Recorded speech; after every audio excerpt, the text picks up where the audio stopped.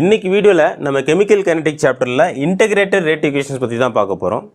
Integrated rate ஈக்குவேஷன்ஸ்னால் என்ன, அதோட introduction part பற்றி நம்ம தெரிஞ்சுப்போம். தென் ஜீரோ ஆர்டர் ரியாக்ஷன் பார்ப்போம். அதாவது இந்த இன்டகிரேட்டட் ரேட் ஈக்குவேஷனை ஜீரோ ஆர்டர் ரியாக்ஷனில் எப்படி யூஸ் பண்ணி சால்வ் பண்ணியிருக்காங்கன்றதை பார்க்க போகிறோம். பொதுவாகவே இதோட இன்ட்ரோடக்ஷன் பார்ட் பார்த்திங்க அப்படின்னா எதுக்காக இது யூஸ் பண்ணுறோன்னு கேட்டிங்கன்னா, இந்த ரேட்ல எக்ஸ்பிரஷன் இருக்குது பாருங்கள். ஜென்ரலாக நம்ம லாஸ்ட் கிளாஸ் வீடியோக்கு முன்னாடி பார்த்தோம் இல்லையா, அந்த ரேட்ல எக்ஸ்பிரஷனில் பார்த்திங்க அப்படின்னா இன்ஸ்டன்டேனியஸ் ரேட்டை கால்குலேட் பண்ணுறது கொஞ்சம் கஷ்டமாக இருக்குது. கிராஃப் டிராயிங் பண்ணி டேஞ்சன்ட்லாம் பண்ணியிருந்தோம் பாருங்கள். அதில் வந்து நமக்கு இன்ஸ்டன்டேனியஸ் ரேட்டை கால்குலேட் பண்ணுறதுக்கு டேஞ்சன்ட் பண்ணால் தான் நம்ம சால்வ் பண்ண முடியும். அதுவே நமக்கு வந்து அந்தளவுக்கு கன்வீனியன்ட் கிடையாது, கொஞ்சம் டிஃபிகல்ட்டாக தான் இருக்குது. அது மட்டும் இல்லாமல் ஆர்டர் ஆஃப் தி ரியாக்ஷனை கால்குலேட் பண்ணுறது கொஞ்சம் கஷ்டமாக இருக்குது.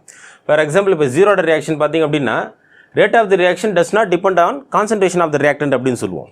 கான்சன்ட்ரேஷன் இந்த speed of the reaction depend பண்ணி இல்லைன்னு சொல்கிறாங்க. ஸோ அப்படி இருக்கிற பட்சத்தில் அந்த மாதிரி ஜென்ரலாக டிஃப்ரென்ஷியல் ரேட்டில் எக்ஸ்பிரஷன் படி இதெல்லாம் சால்வ் பண்ணுறது கொஞ்சம் டிஃபிகல்ட்டாக இருக்குது. ஸோ அதை நம்ம ஓவர் கம் பண்ணுறதுக்காக வந்தது தான் இந்த இன்டகிரேட்டட் ரேட் ஈக்குவேஷன் அப்படின்னு சொல்கிறோம். இங்கே உங்களுக்கு இந்த டெஃபினேஷன்லேயே கொடுத்துருப்பாங்க பாருங்கள்.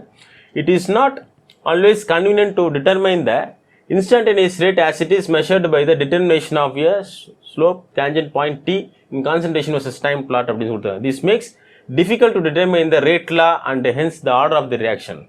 ஆர்டர் ஆஃப் தி ரியாக்ஷனை கால்குலேட் பண்ணுறது எனக்கு கஷ்டமாக இருக்குது. அதே சமயத்தில் இந்த ரேட்ல எக்ஸ்பிரஷன் இருக்கு இல்லையா, அதை நம்ம சால்வ் பண்ணுறது நமக்கு கொஞ்சம் கஷ்டமாக இருக்குது. அதாவது ரேட்ல எக்ஸ்பிரஷனுக்கு சால்வ் பண்ணுறது நமக்கு கொஞ்சம் கஷ்டமாக இருக்குது. ஸோ அதை நம்ம ஓவர் கம் பண்ணுறதுக்காக நம்ம என்ன செஞ்சுருக்கோம், இந்த இன்டகிரேட்டட் ரேட் ஈக்குவேஷனை யூஸ் பண்ணுறோம். ஓகேவா, இது ரேட்ல எக்ஸ்பிரஷன் பற்றி ஒரு டெஃபினேஷன் கொடுத்துட்றாங்க, அதில் நமக்கு என்ன ஃபீட்பேக் இருக்குதுன்னு சொல்லி.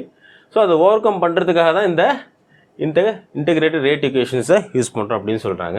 இது ஆக்சுவலாக அதே சமயத்தில் ஜீரோ ஆர்டர் எல்லா ஆர்டர் ரியாக்ஷனுக்கும் ஒரே மாதிரி தான் வருமா அப்படின்னு கேட்டிங்கன்னா அப்படி கிடையாது. இந்த இன்டகிரேட்டட் ரேட் ஈக்குவேஷன் அப்படிங்கிறது ஆர்டர் ஆஃப் தி ரியாக்ஷனை பொறுத்து கொஞ்சம் மாறுபடும். Zero order reaction, first order reaction, second order ரியாக்ஷன்லாம் இருக்காங்க இல்லையா. ஸோ அதில் நீங்கள் இன்டகிரேஷன் யூஸ் பண்ணும்பொழுது அதை பொறுத்து உங்களுக்கு வேரி ஆகும் அப்படின்றதையும் நமக்கு சொல்லிட்டாங்க.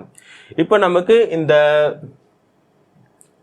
ஜீரோ ஆர்டர் ரியாக்ஷன் இருக்கு இல்லையா, இதில் இன்டகிரேட் பண்ணி தான் நமக்கு டிரைவ் பண்ணியிருக்காங்க. இதை பண்ணியிருக்காங்க பாருங்கள், இங்கே இன்டகிரேட் பண்ணி தான் உங்களுக்கு டிரைவ் பண்ணியிருக்காங்க இதெல்லாம். ஸோ இந்த இன்டகிரேஷன் பண்ணி சால்வ் பண்ணி உங்களுக்கு டிரைவ் பண்ணி இங்கே ஆன்சர் வந்துருச்சு. k = r0 - r divided by tன்னு கொடுத்துட்டாங்க, கிராஃபும் கொடுத்துட்டாங்க. இது உங்களுக்கு ஈஸியாக புரிஞ்சுட்டா பிரச்சனை இல்லை. பட் ஒரு சில ஸ்டூடெண்ட்ஸ் கொஞ்சம் டிஃபிகல்ட்டாக ஃபீல் பண்ணுவீங்க இல்லையா, இதெல்லாம் எப்படி சார் இந்த ஸ்டெப்லாம் வந்துச்சு, என்ன மீன் பண்ணுறாங்கன்னு தோணும் இல்லையா.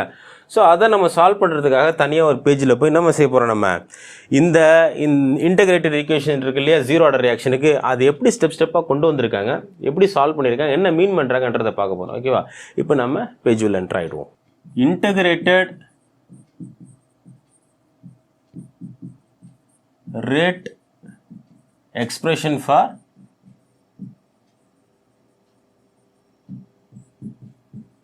ஜீரோ ஆர்டர் ரியாக்ஷன் பற்றி பார்ப்போம்.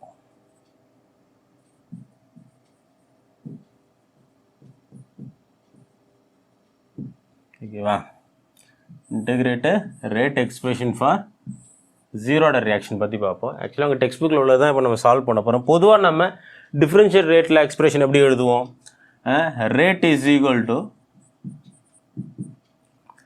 மைனஸ் dr டிவைடட் பை dtன்னு சொல்லுவோம். இன்ஸ்டன்டேனியஸ் ரேட் எப்படி எழுதுவோம், இப்படி தான் எழுதுவோம். இதை நம்ம இன்னொரு ஸ்டெப்பில் எப்படி கொண்டுட்டு வரலாம் அப்படின்னா, k0 இன்ட்டு இது ஜீரோ ஆர்டர் ரியாக்ஷன் எடுத்துக்கிட்டோம் அப்படின்னா, இந்த k0 அப்படிங்கிறது ஒன்றும் இல்லை, ப்ரொபோர்ஷனாலிட்டி கான்ஸ்டன்ட். இதை பற்றி நம்ம பேசிட்டு இருக்கிறோம். இந்த r⁴ அப்படிங்கிறது என்னென்னா zero order reaction. Rate of the reaction does not depend on concentration of the reactant அப்படின்னு சொல்கிறோம் இல்லையா. இது general reaction, general differential rate equation சொல்கிறோம். இதே நம்ம ஜீரோ ஆர்டர் ரியாக்ஷன் படி பார்த்தீங்க அப்படின்னா எதுக்கு ஈக்குவலாக இருக்குது அப்படின்னா k0 இன்ட்டு r⁴ அப்படி molar concentration of reactant power r0 அப்படின்றோம். நாட் அப்படிங்கிறது ஜீரோ ஆர்டர் ரியாக்ஷன் அப்படிங்கிறதுல கான்சன்ட்ரேஷன் டிபெண்ட் பண்ணி இல்லைன்றோம். ஸோ அப்போ r⁴ அப்படிங்கிறது is equal to 1 அப்படின்றோம் இல்லையா. அப்போ எப்படி வரும், இது பார்த்தீங்கன்னா is equal to minus by dt is equal to k0 into 1ன்னு வந்துருமா. ஸோ அடுத்த ஸ்டெப்பில் எப்படி எழுதலாம், minus divided by dt is equal to k0 வரும் இல்லையா. இது நமக்கு தெரியும், இப்படி தான் நம்ம எழுதுவோம். இப்போது இதை இன்னும் ரீஅரேஞ்ச்மெண்ட் பண்ணுறோம் அப்படின்னா என்ன வரும்னு கேட்டிங்கன்னா, minus dr is equal to k0 into dt அப்படின்னு சொல்லுவோம். ஓகேவா, சார் இங்கே மைனஸ் வந்திருக்கு, டெக்ஸ்ட் புக்கில் அப்படி இல்லையே, வேறு மாதிரி இருக்குன்னு கேட்டிங்கன்னா அதை நான் எப்படி அங்கே சால்வ் பண்ணியிருக்கேன்றது நான் பிறகு சொல்கிறேன். இப்போ இதை நீங்கள் ஃபாலோ பண்ணுங்கள். ஸ்டெப்ஸ் எப்படி வந்திருக்குன்றது மட்டும் ஜஸ்ட் ஃபாலோ பண்ணுங்கள். இது உங்களுக்கு புரிஞ்சால் இதை நீங்கள் ஃபாலோ பண்ணாலும் சரி. இல்லை டெக்ஸ்ட் புக்கில் இருக்கிறது ரொம்ப ஈஸியாக இருக்குது, அது மெமரி பண்ணுறது கூட கொஞ்சம் ஈஸியாக இருக்குது அப்படின்னு நீங்கள் நினச்சின்னா அதை ஃபாலோ பண்ணாலும் சரி. பட் மேத்தமெட்டிக்கலாக புரிஞ்சுக்கோங்க என்ன அப்படின்றது. ஓகேவா? ஸோ நெக்ஸ்ட் ஸ்டெப் இதை எப்படி சால்வ் பண்ணுறோம் அப்படின்னு கேட்டிங்கன்னா, இப்போ நம்ம இன்டெகிரேஷன் பண்ணுறோம் இல்லையா? இப்போ என்ன செய்கிறோம், நம்ம இன்டெகிரேஷன் பண்ணுறோம். d is equal to k0 then d. இந்த இன்டெகிரல் ஃபார்ம்லாம் உங்கள் டெக்ஸ்ட் புக்கில் இருக்காது, பட் இன்டெகிரேட்டட் அவங்க கொடுத்துருப்பாங்க. ஸோ இப்படி தான் நம்ம பண்ணுறோம் இன்டெகிரேஷன் அப்படிங்கிறது.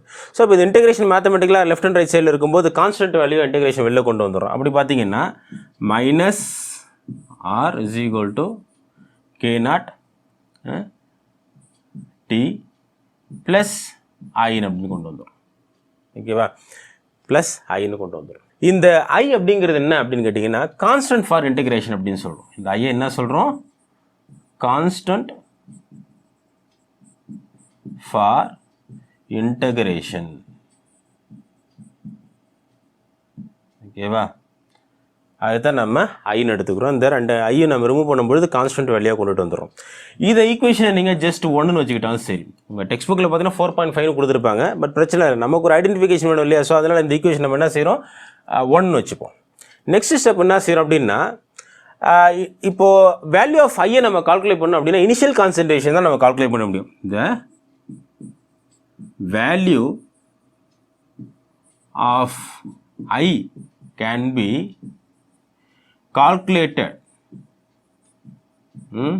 calculated from initial concentration. அது என்ன சார் இனிஷியல் கான்சன்ட்ரேஷன் அப்படின்னு கேட்டிங்கன்னா, இனிஷியல் கான்சன்ட்ரேஷன் பார்த்தீங்கன்னா பெரும்பாலும் R0 இருக்கும். At time t is equal to 0 இருக்கும். அட் டைம் பார்த்தீங்கன்னா t is equal to 0 இருக்கும். இனிஷியல் கான்சன்ட்ரேஷன் அப்படிங்கிறது ரியாக்ஷன் ஸ்டார்ட் பண்ணுறதுக்கு முந்தி எவ்வளோ இருந்துச்சோ அதை நம்ம R0ன்னு வச்சுக்கிறோம்.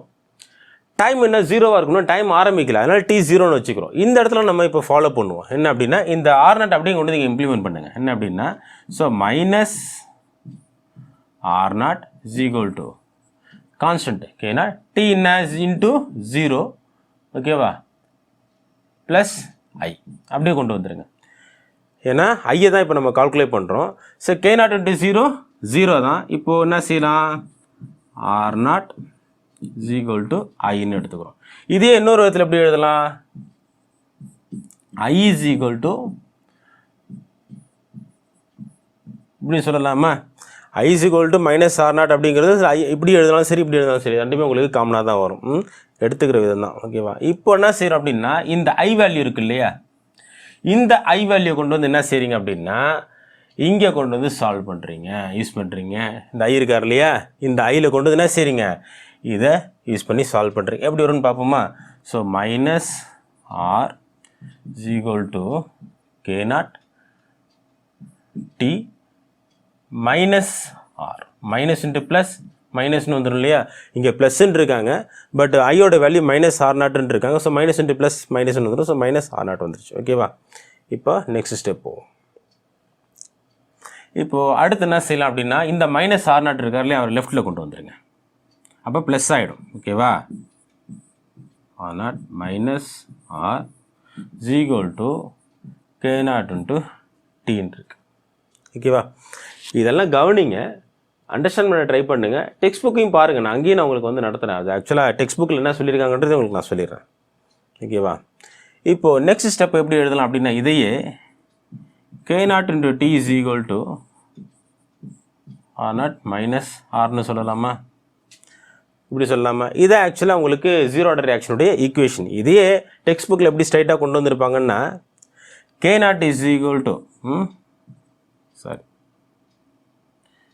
k0 is equal to R0 minus R divided by T ன்னு சொல்லி கொடுத்துருப்பாங்க. ஓகேவா? இப்படி எழுதியிருப்பாங்க. இது உங்களுக்கு ஜீரோ ஆர்டர் ரியாக்ஷனுடைய ஃபைனல் ரிசல்ட்டாக கொடுத்துருப்பாங்க. பட் இதையே நீங்கள் கிராஃபுக்கு நீங்கள் எப்படி கொண்டுட்டு வரணும் அப்படின்னா, இந்த மைனஸ் ஆர் இருக்கார் இல்லையா, அவர் வெளில கொண்டு வந்துடுங்க. ஸோ ப்ளஸ் ஆர் ஆகிடுவாங்க. மைனஸ் k0 இன்ட்டு டி, ஓகேவா, ப்ளஸ் R0.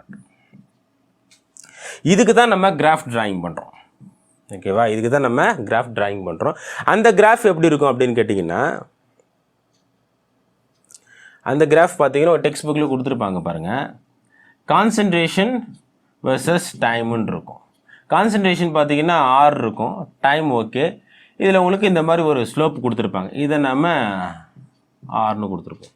இது என்ன சார் அப்படின்னா negative slope of the line அப்படின்னு சொல்லுவாங்க. Negative slope of the line அப்படின்னு கொடுத்துருப்பாங்க. அது என்ன sir negative slope of the line அப்படின்னா, இந்த ரியாக்டன்ட் இருக்கார் இல்லையா, இந்த ஆர்னு சொல்கிறோம் பாருங்கள். இந்த ரியாக்டன்ட் அப்படிங்கிறது ரியாக்டன்ட் ப்ராடக்ட் வரைக்கும் இந்த ரியாக்டனுடைய கான்சன்ட்ரேஷன் அந்த இடத்துல மீன் பண்ணுறோம். ஸோ இந்த ரியாக்டன்ட் சப்ஸ்டன்ஸ் இருக்கார் இல்லையா, இவர் எதுக்கு ப்ரொபோஷனலாக இருக்கிற அப்படின்னா டைமுக்கு ப்ரொபோஷனலாக இருக்கிற அப்படின்றாங்க. அப்படியே ஸ்லோப்பு நெகட்டிவ் ஸ்லோப்பாக வந்திருக்கு பாருங்கள். இதே நீங்கள் ரேட்ல எக்ஸ்பிரஷன் படி பார்த்தீங்க அப்படின்னா இப்படி இருந்திருக்கும், ஞாபகம் இருக்கா? இதே கான்சன்ட்ரேஷன் வர்சஸ் டைமில் பார்த்தீங்க அப்படின்னா இந்த மாதிரி இருக்கும். இதில் நீங்கள் இன்ஸ்டன்டேனியஸ் ரேட் கால்குலேட் பண்ணும்போது ஒரு டேஞ்சன்ட் பண்ணியிருப்பீங்க. அந்த டேஞ்சன்ட் வச்சு தான் நீங்கள் நினைச்சிருப்பீங்க R1 - R2 எடுத்துருப்பீங்க, T1 - T2 எடுத்துருப்பீங்க. அந்த பேசிஸில் அதை நீங்கள் கால்குலேட் பண்ணியிருப்பீங்க. பட் இதுக்கு பதிலாக தான் நம்ம இன்டெகிரேட்டட் ரேட் ஈக்குவேஷன்லாம் செஞ்சுருக்கோம், இப்படி கொண்டு வந்திருக்கோம். இதில் பார்த்தீங்கன்னா ஸ்லோப் நெகட்டிவ் ஸ்லோப்பாக இருக்குது. இதில் என்ன மீன் பண்ணுறோம் அப்படின்னா concentration of the reactant does not depend on rate of the reaction does not depend on concentration of the reactant அப்படின்னு சொல்கிறோம். rate of the reaction does not depend on concentration of the reactant. So உங்களுக்கு இந்த மாதிரி intercept ஆகிருக்கும். இந்த R0ல போய் உங்களுக்கு intercept ஆகி R0 அப்படிங்கிறது என்ன இனிஷியல் கான்சன்ட்ரேஷன், அதில் போய் இன்டர்செப்ட் ஆகி தான் உங்களுக்கு டைம் போக போக உங்களுக்கு ஸ்லோப் அப்படியே நெகட்டிவ் ஆகிருக்கும், ப்ரொபோஷனலாக போயிருக்கும் அப்படின்றத மீன் பண்ணுறோம். இது கொஞ்சம் வேரி ஆகிருக்கு பாருங்கள், புரியுதா? இன்டெகிரேட்டட் ரேட் ஈக்குவேஷனில் கொஞ்சம் வேரி ஆகுது பாருங்கள். ஸோ இதைத்தான் நம்ம என்ன செய்கிறோம் அப்படின்னா, இந்த இடத்துல ஜீரோட ரியாக்ஷன் இதோட உங்கள் டெக்ஸ்ட் புக்கில் முடியுதுன்னு கேட்டிங்கன்னா எங்கே முடியுதுன்னா இதோட முடிஞ்சிருச்சு. இதோட உங்களுக்கு ஜீரோ ஆர்டர் ஈக்குவேஷன் முடிஞ்சிருச்சு. ஓகேவா? இதை கிராஃப்காக நம்ம அடுத்த ஸ்டெப்பை உங்களுக்கு ரீஅரேஞ்ச்மெண்ட் பண்ணி கொண்டு வந்திருக்கோம். இதை ரீஅரேஞ்ச் பண்ணி அடுத்து இங்கே கொண்டு வந்திருக்கோம். ஓகேவா? ஸோ இப்போது நடத்திருக்கிறத ஒரு முறை பாருங்கள். ஸோ கண்டிப்பாக இது உங்களுக்கு புரியும். இப்போ நம்ம டெக்ஸ்ட் புக்கில் என்டர் ஆகும். டெக்ஸ்ட் புக்கில் என்ன நடத்தியிருக்காங்க, இதே தான் ஃபாலோ பண்ணியிருக்காங்களா, அங்கே ஏன் சைன் கொஞ்சம் மாறி இருக்குது. நெக்ஸ்ட் அம்மோனியாவும் ஒரு எக்ஸாம்பிளாகவும் கொடுத்துருக்காங்க. அதையும் நம்ம இப்போ என்சிஆர்டி டெக்ஸ்ட் புக்கில் போய் ஒரு முறை பார்த்துருவோம். டெக்ஸ்ட் புக்கில் இப்போ நீங்கள் பாருங்கள், ஜீரோட ரியாக்ஷனில் எப்படி இன்டெகிரேட்டட் ஈக்குவேஷன் யூஸ் பண்ணியிருக்காங்கன்னு பாருங்கள். ரியாக்டன்ட் ப்ராடக்ட் கொடுத்துருக்காங்க இல்லையா, ஸோ -dr/dt = k × r⁴ கொடுத்துட்டாங்க. ஏன்னா கான்சன்ட்ரேஷனை டிபெண்ட் பண்ணி இல்லைன்றது ஓகே. நெக்ஸ்ட் ஸ்டெப்பில் பார்த்தீங்கன்னா -dr/dt = k × 1. ஓகே, ஏன்னா r⁴ = 1ன்னு சொல்லுவோம். ஸோ 1 கொண்டு வந்துட்டாங்க, -kdt. இங்கே பார்த்தீங்கன்னா இங்கே மைனஸ் சைன் இருக்கும். ஸோ நெக்ஸ்ட் ஸ்டெப்பில் பார்த்தீங்கன்னா இங்கே ப்ளஸ்ஸாக இருக்கும், இங்கே மைனஸ் இருக்கும். என்னன்னா ஆக்சுவலாக இங்கே இந்த மைனஸ் எப்படி ரிமூவ் பண்ணியிருக்காங்க அப்படின்னா, லெஃப்ட் அண்ட் ரைட் சைடில் இருக்கிற ஒரு ஈக்குவேஷன்லாம் செஞ்சுறாங்க, மைனஸால் மல்டிப்ளிகேஷன் பண்ணுறாங்க. Multiplication on both sides. இங்கேயும் மைனஸால் மல்டிப்ளிகேஷன் பண்ணுறது, இங்கேயும் மைனஸால் மல்டிப்ளிகேஷன் பண்ணும்போது so minus into minus plus ஆகிடும் இங்கே. ஸோ இங்கே மைனஸ் என்ன ஆகிடுது, d இன்டெகிரேஷன் r = -kdt வருது. இங்கே மைனஸ் இன்ட்டு ப்ளஸ், இங்கே மைனஸ் ஆகிடும். ஸோ இங்கே உங்களுக்கு அப்படி தான் வந்தது. இவங்க கொஞ்சம் ஷார்ட் ஃபார்மாக போயிருப்பாங்க. நான் உங்களுக்கு ஸ்டெப்ஸ் எப்படி வந்துச்சுன்றது நடத்தியிருப்பேன். ஸோ அதுவும் வேறு நினச்சிட வேண்டாம். நீங்கள் அது எழுதினாலும் உங்களுக்கு கண்டிப்பாக மார்க் கொடுப்பாங்க. இல்லை சார் டெக்ஸ்ட் புக்கில் எழுதினா தான் மார்க் கொடுப்பாங்களா, அப்படிலாம் கிடையாது. உங்களுக்கு எது கன்வீனியண்ட்டாக இருக்கோ அதை ஃபாலோ பண்ணிக்கோங்க. பட் நான் உங்களுக்கு ஏன் அதை நான் நடத்தினேன் அப்படின்னா ஸ்டெப் வைஸ் புரிஞ்சுக்கணுன்றதுக்காக தான். ஏதோ கண்மூடித்தனமாக அப்படியே எழுதக்கூடாது இல்லையா, எதுக்காக அந்த ஸ்டெப்ஸை கொண்டு வந்திருக்காங்க, என்ன மீன் பண்ணுறாங்கன்றது தெரியுன்றதுக்காக தான் நினச்சிருக்கேன். ஸோ அந்த ஸ்டெப்ஸை டீட்டெயிலாக டிரைவ் பண்ணியிருக்கிறேன். இல்லை எனக்கு அது வேண்டாம், இதுதான் வேணும்னாலும் ஃபாலோ பண்ணாலும் சரி, இல்லை எனக்கு புரியுது சார் அப்படின்னாலும் அதை ஃபாலோ பண்ணாலும் சரி, இது உங்கள் விருப்பம். பட் அது தப்புலன்றதுக்காக நான் சொல்கிறேன். அப்படி எழுதினா உங்களுக்கு மார்க் கொடுக்க மாட்டேன்னு யாரும் சொல்ல போகிறதில்ல, கண்டிப்பாக கொடுப்பாங்க. ஓகேவா? ஸோ நெக்ஸ்ட் இன்டெகிரேஷன் பண்ணுறாங்க அப்படின்னா இன்டெகிரேட் ஃபார்ம் இங்கே கொடுத்துருக்க மாட்டாங்க. ஓகேவா? இந்த இடத்துல ஆக்சுவலாக இன்டெகிரேஷன் வந்திருக்கு, இங்கேயும் உங்களுக்கு இன்டெகிரேஷன் வந்திருக்கு. ஓகேவா? ஸோ இன்டெகிரேஷன் பண்ண பிறகு இன்டெகிரேஷன் ரிமூவ் பண்ணும்போது உங்களுக்கு இந்த ஐ வந்திருக்கு பாருங்க. இந்த ஐயை தான் என்ன செய்கிறாங்க, கால்குலேட் பண்ண போகிறாங்க. So time t = 0, r = r0 அப்படின்னு கொடுத்துருக்காங்க. அதுக்கு பிறகு பார்த்தீங்கன்னா r0 = iன்னு கொடுத்துருப்பாங்க. ஸோ i = r0ன்னு சொல்ல, இங்கே நான் மைனஸில் கொடுத்துருப்பேன், அங்கே நடத்தும் பொழுது இங்கே ப்ளஸ்னு கொடுத்துருப்பாங்க. இவ்வளோ தான் வித்தியாசம். இங்கே டெக்ஸ்ட் புக்கில் உங்களுக்கு ப்ளஸ்ஸாகவே இருக்குது, நான் கொடுக்கும்போது உங்களுக்கு மைனஸாக கொடுத்துருப்பேன். அந்த மைனஸ் நான் கடைசியில் எப்படி சால்வ் பண்ணுறது உங்களுக்கு நடத்திருக்கிறேன் இல்லையா, அதை பாருங்கள். ஸோ அடுத்த ஸ்டெப் பாருங்களேன். ஸோ r = -kt + r0 வந்துருச்சா. இங்கே உங்களுக்கு y = mx + c. இந்த இதுக்கு தான் நம்ம கிராஃப் டிராயிங் பண்ணுறோம்.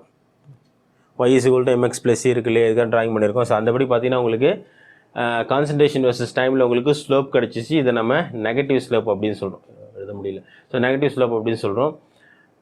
ப்ரொப்போர்ஷனலாக இருக்குது பாருங்கள். டைமுக்கு உங்களுக்கு ரியாக்ஷன் சப்ஸ்டன்ஸோட ரியாக்டன்ட் பார்த்தீங்கன்னா எப்படி ப்ரொப்போர்ஷனலாக இப்போ இருக்குன்னு பாருங்கள். இதை நம்ம நெகட்டிவ் ஸ்லோப்னு சொல்கிறோம். நெக்ஸ்ட் ஒரு எக்ஸாம்பிள் கொடுத்துருக்காங்க பாருங்கள். அம்மோனியா ஒரு எக்ஸாம்பிளாக காமிச்சிருப்பாங்க. எதுக்கு சார் இந்த அம்மோனியா எக்ஸாம்பிளாக காமிச்சிருக்காங்க அப்படின்னா, ஆக்சுவலாக என்ன அர்த்தம்னா, இந்த zero order reactions are relatively uncommon but they occur under special கண்டிஷன்ஸ்னு ஒரு வார்த்தையை பயன்படுத்துகிறாங்க பாருங்கள். ஜீரோ ஆர்டர் ரியாக்ஷன் எப்படி இருக்குதான், இது ஒரு அன்காமனான ரியாக்ஷன் அப்படின்னு சொல்கிறாங்க. பாசிபிளா அப்படின்னு கேட்டிங்கன்னா பாசிபிள் தான், இல்லைன்னு சொல்லலை. பட் பெரும்பாலும் ரொம்ப ரேரான கண்டிஷனில் தான் இந்த ஜீரோ ஆர்டர் ரியாக்ஷன் நடக்குது அப்படின்றாங்க. என்ன மீன் பண்ணுறாங்க சார் எனக்கு புரியல அப்படின்னு கேட்டிங்கன்னா, ஃபார் எக்ஸாம்பிள் இந்த ஜீரோ ஆர்டர் ரியாக்ஷனை பற்றி பேசும்பொழுது அம்மோனியாவை பேசி ஆகணும்.